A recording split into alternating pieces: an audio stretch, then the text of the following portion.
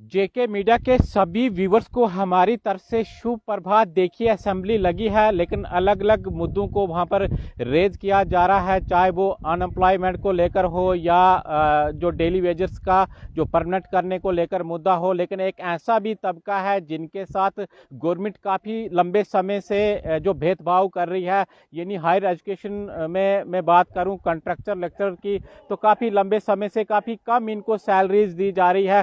साल का इनसे जो कंट्रैक्ट लिया जाता है कि भाई साल आपको काम करना है, लेकिन उसमें आपको पता है कि जो विंटर जोन हमारा रहता है उसमें छुट्टियां लगभग 3 महीने रहती हैं। तो काफ़ी इस समय जो ये लोग मुसीबत में हैं, यानी कोई इनकी बात करने के लिए तैयार नहीं है। असेंबली में कुछ और मुद्दे आजकल आप देख रहे हो किस प्रकार से जो असेंबली के अंदर अलग अलग मुद्दों के ऊपर जो बेसिक मुद्दे हैं उनको जो रेज किया नहीं जा रहा। तो इस वक्त मेरे साथ बात करने के लिए डॉक्टर मुबशर जी हैं। बता दीजिएगा कितना बड़ा भेदभाव जो आपके साथ किया जा रहा है। पढ़ा लिखा ये तबका है, कहीं ना कहीं पीएचडी कर कर इसमें है या जेआरएफ नेट कर कर है, लेकिन आपको सैलरी काफ़ी कम दी जा रही है। काफ़ी लंबे समय से आपका जो योगदान हायर एजुकेशन में रहा है, क्या आपका कहना है? कभी जो सरकार ने आपके बारे में कोई बात की, या जिस प्रकार से आजकल असेंबली चल रही है, असेंबली में आपका मुद्दा जो रेज किया?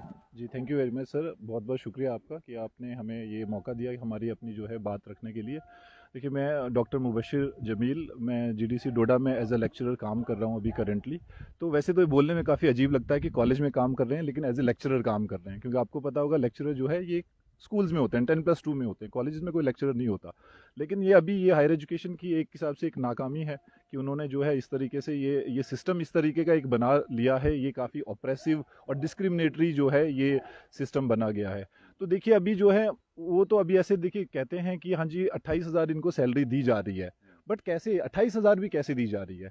क्योंकि अगर एक साल के लिए आपको एम्प्लॉय किया जाएगा तो तब आप मान सकते हो कि 28,000 की सैलरी दी जाती है। यहाँ तो खासकर विंटर जोन जो हम ये हैं, जो जम्मू यूनिवर्सिटी के साथ जो कॉलेजेस हैं लेकिन जो विंटर जोन में फॉल करते हैं, यहाँ पे तो सेशन 6-7 महीने से ज़्यादा चलता ही नहीं है। ये सिर्फ नुकसान हमारा नहीं हो रहा है, यहाँ बच्चों का बहुत ज़्यादा नुकसान हो रहा है। या अगर आप देखा जाए तो इसके बारे में कोई बात नहीं करता कभी कि हमारे बच्चे विदाउट क्लासेस रहते हैं यहाँ पे, हमें एंगेज नहीं किया जाता। उसके साथ साथ जो है हमारे बच्चे जो हैं उनको भी पढ़ाई से जो है नदारद रखा जाता है, दूर रखा जाता है। अब आप देखिए कितना डिस्क्रिमिनेटरी ये है कि यूजीसी गाइडलाइंस के अंतर्गत जो है उसको फॉलो करते हुए हमें एंगेज किया जाता है। अगर आप जब वो जो पूरी आप देखेंगे जिस टाइम हमें एंगेज किया जाता है, वो पूरी जो उसमें क्राइटेरिया बनाया जाता है, उसमें ये चाहिए, आपको नेट चाहिए, पीएचडी चाहिए, रिसर्च पब्लिकेशंस होने चाहिए, एक्सपीरियंस होना चाहिए, उसके बेस पे जो है वो मेरिट बनता है।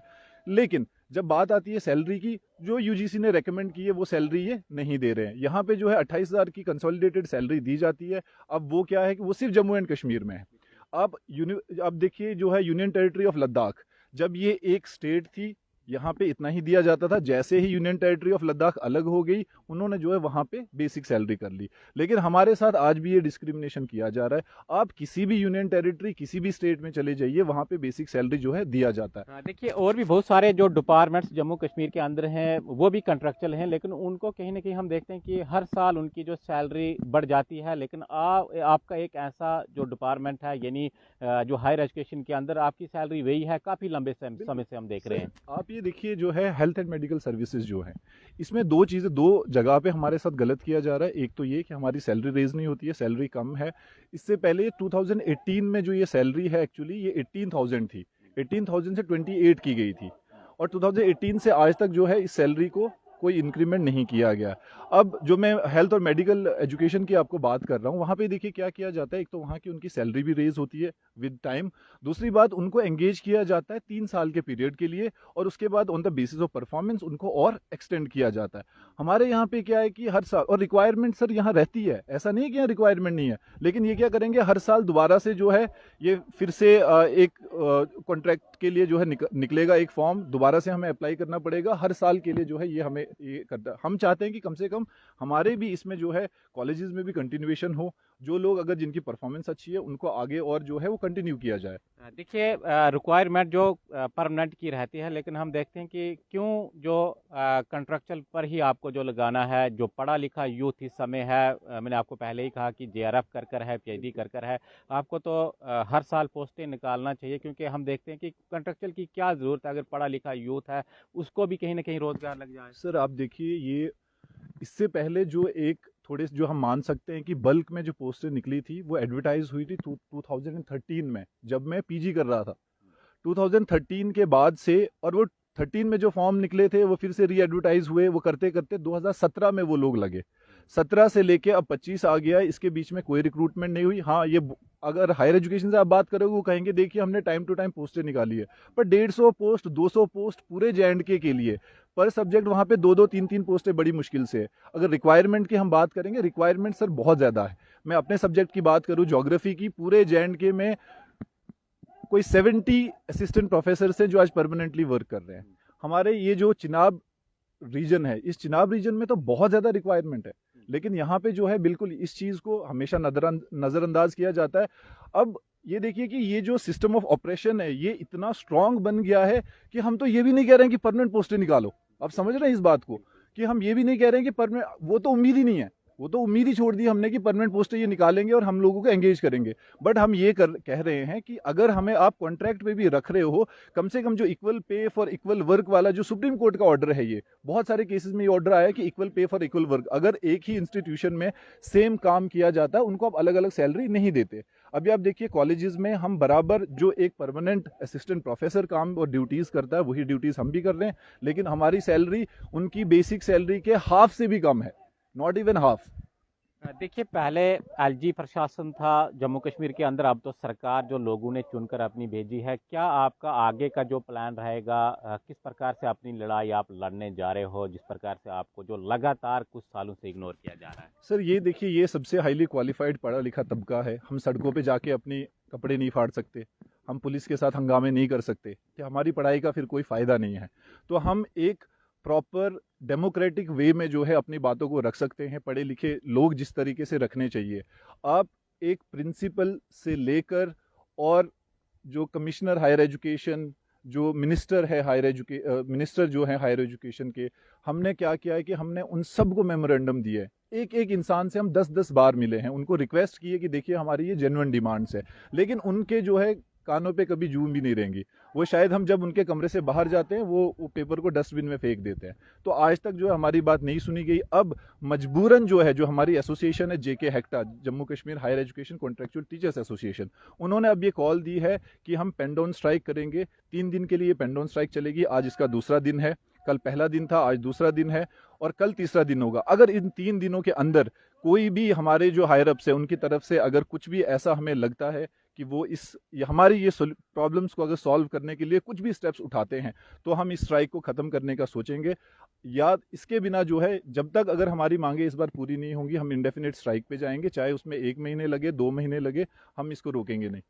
तो बिल्कुल जेन्युइन इनकी डिमांड है, इसके ऊपर जो असेंबली के अंदर बात होनी चाहिए। लेकिन आप देख रहे हैं किन बातों के ऊपर, यानी नेशनल मुद्दे आजकल जो असेंबली के अंदर उठाए जा रहे हैं उनके ऊपर जो हंगामा किया जा रहा है, लेकिन जो बेसिक लोगों की ज़रूरतें हैं, चाहे जो डेली वेजेस को लेकर हम बात करें उनको पक्का करना है, या इसके अलावा जो कंट्रैक्चुअल हैं उनको किस प्रकार से सैलरी बढ़ाई जाए, उनको पक्का किया जाए, उसके ऊपर कोई बात करने के लिए तैयार नहीं है। और हम जो बार बार आपको बता रहे हैं कि भाई आप असेंबली के अंदर मुद्दे रख लीजिएगा, अपने जम्मू कश्मीर के मुद्दे रख लीजिएगा, नेशनल मुद्दों की यहाँ पर कोई ज़रूरत नहीं है, क्योंकि यूथ काफ़ी जो बेरोज़गार यहाँ पर है, पढ़ा लिखा यूथ है, और आपको इनके बारे में सोचना चाहिए। आप देखते रहिए कि मीडिया। सर एक और छोटी सी बात मैं आपके माध्यम से बताना चाहूँगा। आप सोचिए कि ये द सिस्टम ऑफ डिस्क्रिमिनेशन ये इस लेवल का हो चुका है।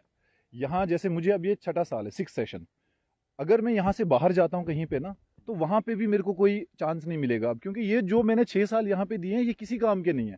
अब मैंने इससे पहले अप्लाई किया, बाहर यूनिवर्सिटीज़ में अप्लाई किया, दिल्ली यूनिवर्सिटी में इंटरव्यू देने गया, बहुत अच्छा इंटरव्यू हुआ मेरा वहाँ पे। लास्ट में वहाँ पे जो एक्सपीरियंस के मार्क्स थे, जो मेरे हिसाब से 5.8 बनने चाहिए था मेरे, उन्होंने वो एक बड़ा सा 0 उसके सामने लिखा था, और कमेंट्स में आया that as you are not taking salary as per the UGC guidelines, सो आपका ये जो एक्सपीरियंस है ये वैलिड नहीं है। और कॉलेजेस में, जैसे मैंने आपको फिर बताया, एक और हमारा जो मुद्दा वो है नोमेनक्लेचर को लेके, कि कॉलेजेस में असिस्टेंट प्रोफेसर है, चाहे वो परमानेंट हो चाहे वो कॉन्ट्रेक्चुअल हो, आप कह रहे हो नीड बेस्ड एकेडमिक अरेंजमेंट, ऐसे ऐसे इन्होंने नोमेनक्लेचर ला लिए जो पूरे दुनिया में कहीं आपको नहीं मिलेंगे। तो उसकी वजह से हमें क्या है, एक तो हमारा वो एक्सपीरियंस किसी काम का नहीं रह रहा है, तो एक तो ये ज़बरदस्ती, एक हिसाब से ये तो ऐसा हो गया ना, ये तो ज़बरदस्ती काम कराने वाली बात है कि इधर काम करो तो जो सैलरी हम देंगे उसी पे काम करना है, और बाहर जाने लायक हम आपको छोड़ेंगे नहीं। तो अब ना तो हम बाहर कहीं अप्लाई कर सकते हैं और ना हमारे यहाँ के ऐसे कंडीशंस है कि हम यहाँ पे काम करें, क्योंकि पूरे साल में अगर 6 से 7 महीने हम काम करेंगे, उसको ईयरली अगर आप देखें ना, तो it will be 15 to 16,000 per month. इससे अच्छा मैं कहता हूँ कि थोड़ा सा जो राज मिस्त्री होते हैं ना आज सर, वो 30 से 35 हज़ार रुपये आराम से महीने पे कमाते हैं, लेकिन हम तो उस लायक भी नहीं है। आज तो पीएचडी करके अगर हम वहाँ पे चले आएंगे, मिस्त्री का काम भी नहीं कर सकते अब हम, क्योंकि सोसाइटी ने हमें एक तो वो दे दिया है कि अरे ये कॉलेज के प्रोफेसर है। लेकिन जब आप ग्राउंड लेवल पे अगर आएंगे, अब एनईपी आप देखिए, न्यू एजुकेशन पॉलिसी जो है वो इम्प्लीमेंट की गई जे में, ठीक है। न्यू एजुकेशन पॉलिसी में क्लियरली लिखा हुआ है कि जो भी आपके टीचर्स हैं, आपको उनके लाइवलीहुड में सोचना पड़ेगा, तभी जाके आपका एजुकेशन सिस्टम जो है वो बेटर हो सकता है। लेकिन ये चीज़ तो यहाँ की नहीं जा रही, जहाँ ज़्यादा से ज़्यादा और एनईपी में और टीचर्स की रिक्वायरमेंट है, एनईपी में और पोस्ट क्रिएट करनी चाहिए थी, लेकिन उसके यहाँ जो है बिल्कुल उलट ही हो रहा है उसके। चलिए बहुत शुक्रिया। तो सरकार को कहीं ना कहीं इनके बारे में सोचना चाहिए कि किस प्रकार से आज जो यूथ परेशान है, यानी हम खासकर कंट्रक्चर लेक्चर की बात करें जो कॉलेजेस में हैं, तो कहीं ना कहीं लंबे समय से अपनी ये लड़ाई लड़ रहे हैं, और जो हमारी सरकार है या चुने हुए हमारे जो नुमाइंदे हैं, उनको भी इनकी बात जो असेंबली के अंदर उठानी चाहिए। आप देखते रहिए कि मीडिया। धन्यवाद।